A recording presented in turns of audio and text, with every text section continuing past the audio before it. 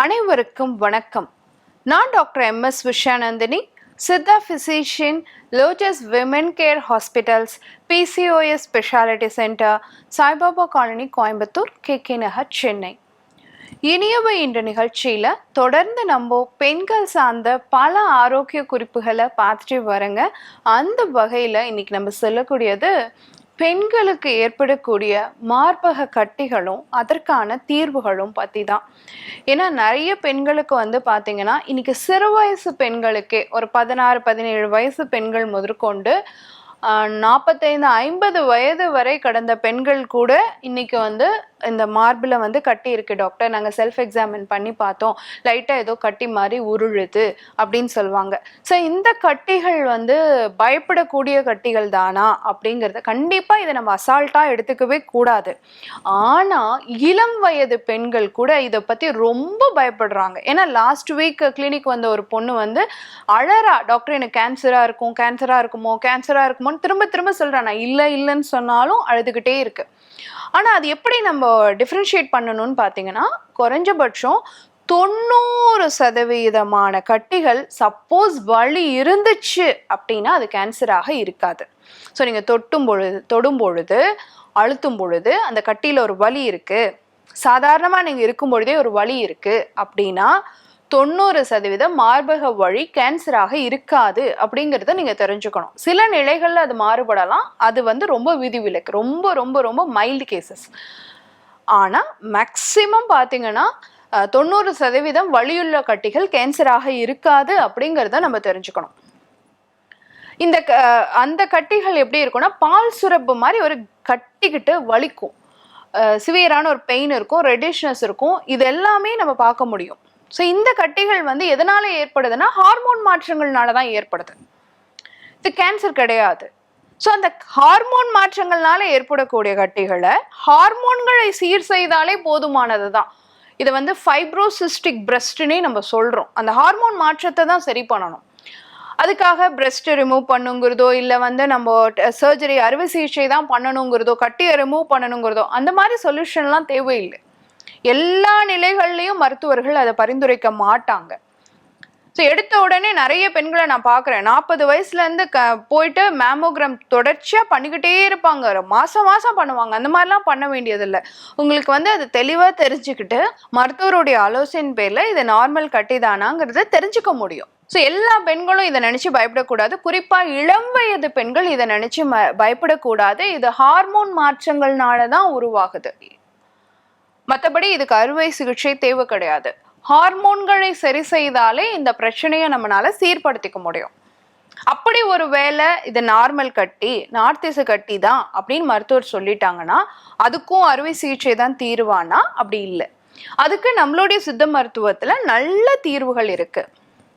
அதாவது சித்த மருத்துவத்துல என்ன சொல்றாங்கன்னா, மறுப்பது உடல் நோய் மருந்தெனலாகும், மறுப்பது உளநோய் மருந்தென சாலும், மறுப்பது இனி நோய் வாராதிருக்க, மறுப்பது சாவை மருந்தெனலாமே.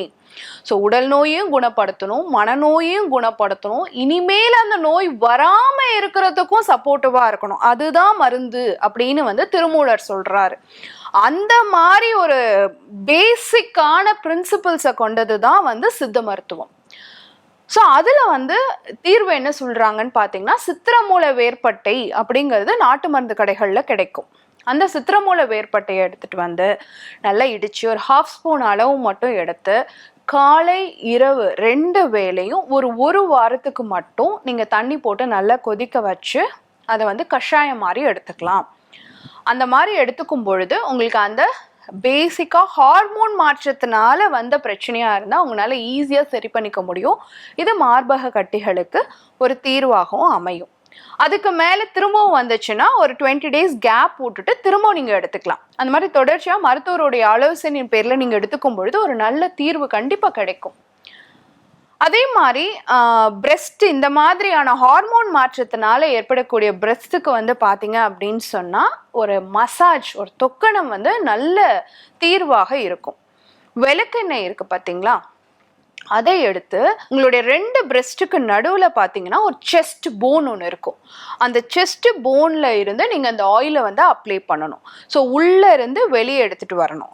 அந்த மாதிரி 2 பிரெஸ்ட்டுக்குமே நீங்கள் அப்ளை பண்ணி அந்த நீங்கள் சர்க்கிள் மோஷனாக அப்ளை பண்ணுறதை வந்து அக்குளுக்கு கொண்டு போய் நிறுத்திடணும். ஸோ மேல் பகுதியிலேருந்து செஸ்ட் போன்லேருந்து எடுத்துகிட்டு போய் அக்குளுக்கு விடணும். கீழ் பகுதியிலேருந்தும் செஸ்ட் போன்லேருந்து எடுத்துகிட்டு போய் அக்குளுக்கு விடணும். அந்த மாதிரி நம்ம பண்ணும் பொழுது தேவையில்லாத கழிவுகள் நம்ம பிரஸ்ட்டை சுற்றி என்னெல்லாம் இருக்கோ அதெல்லாம் நிணநீர் சுரப்பு வழியாக வெளியேறிடும். இதை நீங்கள் ஒரு சின்ன பயிற்சி மாதிரி பண்ணலாம். இது உங்களுக்கு வந்து ஒரு நல்ல தீர்வாக இருக்கும். அந்த மாதிரி மசாஜ் பண்ணி முடித்த பிறகு ஒரு ஒத்தடம் கொடுங்க. ஹாட் வாட்டர் வச்சு ஒத்தடம் கொடுங்க. அப்படி கொடுக்கும்பொழுது உங்களுக்கு அந்த பெயின் சுத்தமாக இருக்காது. எடுத்த உடனே பயப்படக்கூடாது, எதுக்குமே பயப்படக்கூடாது. பயம் அப்படிங்கிறது நம்ம நோயை அதிகரிக்கும் அப்படிங்கிறத நீங்கள் கண்டிப்பாக தெரிஞ்சுக்கணும். ஸோ அந்த மாதிரி சுடு தண்ணி ஒத்தடம் கொடுக்கும் பொழுது நிரந்தரமாக நமக்கு அது சரியாகிறதுக்கும் வாய்ப்பு இருக்குது. பிரச்சனையோடைய வீரியம் குறையறதுக்கும் வாய்ப்பு இருக்குது. அதுக்கப்புறம் சின்ன சின்ன எக்ஸசைசஸ் வந்து ரொம்ப ரொம்ப முக்கியம். என்ன மாதிரி எக்ஸசைசஸ் பண்ணலாம்? ஸ்பைனல் ட்விஸ்ட் அப்படின்னு சொல்கிறோம். முதுகு தண்டுவடத்தை அப்படி சுத்தின மாதிரி நம்ம அந்த பக்கம் திரும்புவோம் இல்லையா, அந்த மாதிரி ஸ்பைனல் ட்விஸ்ட் பண்ணும்பொழுது அந்த கழிவு நீர்கள் நிணநீர் சுரப்பு வழியாக வெளியேறிடும். அதே மாதிரி ஆசனாஸ்ல வந்து பாத்தீங்கன்னா சலபாசனம், தனுராசனம், இந்த 2 ஆசனாவும் பாத்தீங்க அப்படின்னு சொன்னா இந்த மார்பக கட்டிகள்னால வரக்கூடிய ஹார்மோன் மாற்றங்களை சீர் செய்யக்கூடியதாக இருக்கு. நிறைய பெண்களுக்கு வந்து பாத்தீங்கன்னா உணவு முறை மாற்றங்கள்ங்கிறது ரொம்ப ரொம்ப முக்கியம். கண்டிப்பா இனிப்பு சேர்ந்த உணவுகள், நிறைய எண்ணெயில பொரித்த உணவுகள், மைதா சேர்ந்த உணவுகள், கோதுமை சேர்ந்த உணவுகள் இதெல்லாம் அவாய்ட் பண்ணிக்கணும். எப்பயுமே ஒருத்தவங்களோட ஃப்ரிட்ஜை ஓப்பன் பண்ணோன்னா உள்ள வந்து பார்த்தீங்கன்னா சட்னி, சாம்பார், பழைய குழம்பு, பழைய ரசம் இதெல்லாமே உள்ள இருக்கும். அந்த மாதிரி குளிர்சாதன பெட்டியில நீங்க உணவுப் பொருட்களை வச்சு திரும்ப திரும்ப எடுத்து யூஸ் பண்ற பழக்கம் உங்களுக்கு இருந்தது அப்படின்னு சொன்னா இந்த மார்பக கட்டிகள் வரதுக்கான வாய்ப்பு அதிகங்கிறத நம்ம தெரிஞ்சுக்கணும். ஸோ கண்டிப்பா பிரெஸ்ட் பெயின் வந்துருச்சு அப்படின்னா உடனே பயந்துகிட்டு ஓடி போய் அந்த ஸ்கேன் எடுக்கிறது, இந்த ஸ்கேன் எடுக்கிறது அப்படி இல்லாம ஹார்மோன் பரிசோதனை பண்ணி அந்த ஹார்மோன் மாற்றங்கள் இருக்கும் பட்சத்தில் நான் சொன்ன சித்திரமூல வேர்ப்பட்டை குடிநீர் பயன்படுத்தலாம், விளக்கெண்ணெய் தொக்கணம் கொடுக்கலாம், அதே மாதிரி சின்ன சின்ன ஆசன பயிற்சிகளும் செய்யலாம். இதெல்லாம் பண்ணும் பொழுது மார்பக வலி, மார்பக கட்டிகள் அப்படிங்கிறது பெண்களுக்கு ஈஸியாக சமாளிக்கக்கூடிய ஒரு விஷயமாக இருக்கும். கூடவே வைட்டமின் இ சத்து நிறைந்த உணவுகளை அதிகமாக சேர்த்திக்கணும். பயன்படுத்தி பாருங்க.